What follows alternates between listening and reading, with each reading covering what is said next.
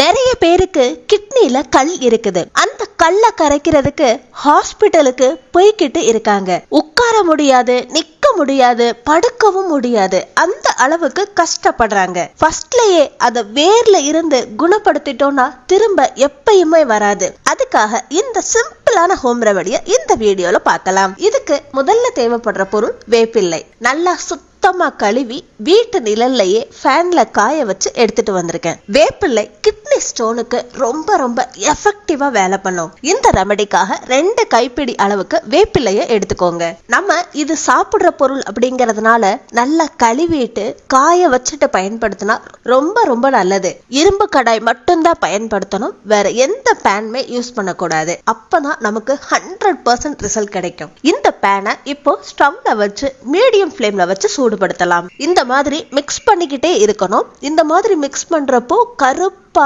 சாம்பல் கலர்ல வரணும். இப்போ காமிக்கிறேன் பாருங்க.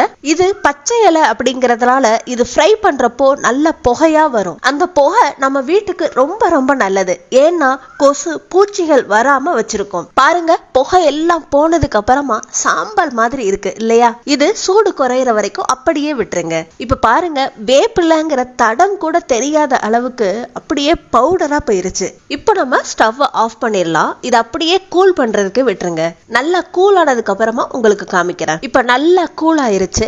இந்த பவுடரை நம்ம டீ வடிகட்டுவோம் இல்லையா, அந்த வடிகட்டிய வச்சு ஒரு தடவை நல்லா சலிச்சு எடுத்துக்கோங்க. இந்த மாதிரி ஸ்பூனை வச்சுக்கிட்டு கிளறிக்கிட்டே இருங்க. அப்போ நைஸான பவுடர் எல்லாமே கீழே விழுந்துருது. பாத்தீங்க இல்லையா எந்த அளவுக்கு நைஸா கிடைச்சிருக்குன்னு?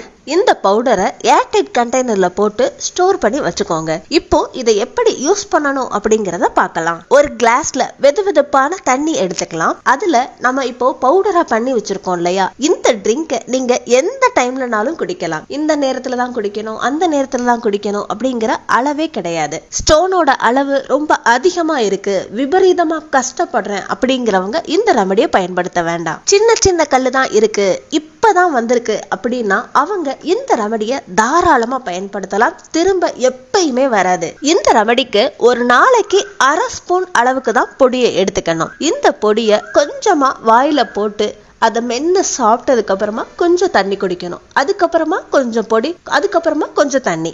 இந்த மாதிரி 1/2 ஸ்பூன் அளவு பொடியை மட்டும் ஒரு நாளைக்கு எடுத்துக்கிட்டாலே போதும். இந்த மாதிரி எடுத்துக்கிறப்போ உங்க கிட்னில இருக்கிற கல் சின்ன சின்னதா மாறி யூரின் வழியா கரைஞ்சு போயிடும், திரும்ப வரவே வராது. இந்த ரெமடியை கிழமை தவறாம 7 நாளைக்கு தொடர்ந்து பயன்படுத்தணும். இந்த ரெமடிக்காக நீங்க 1 ரூபாய் கூட செலவு பண்ணணும்னு அவசியமே கிடையாது. அதோட இது நேச்சுரல் ரெமடிங்கிறதுனால எந்தவித சைடு எஃபெக்ட்டுமே இருக்காது. சோ இந்த ரெமடியை ஆண் பெண் 2 பேருமே தாராளமா ட்ரை பண்ணலாம். இந்த வீடியோ பிடிச்சிருந்தா லைக் பண்ணுங்க, ஷேர் பண்ணுங்க. நம்ம சேனலை இப்பதான் நீங்க ஃபர்ஸ்ட் டைம் பாக்குறீங்கன்னா சப்ஸ்கிரைப் பண்ணி பக்கத்துல இருக்க பெல் ஐகானையும் கிளிக் பண்ணுங்க. அடுத்த ஒரு இன்ட்ரெஸ்டிங்கான யூஸ்ஃபுல்லான வீடியோவோட நான் உங்களை மீட் பண்றேன். Until then, take it, bye.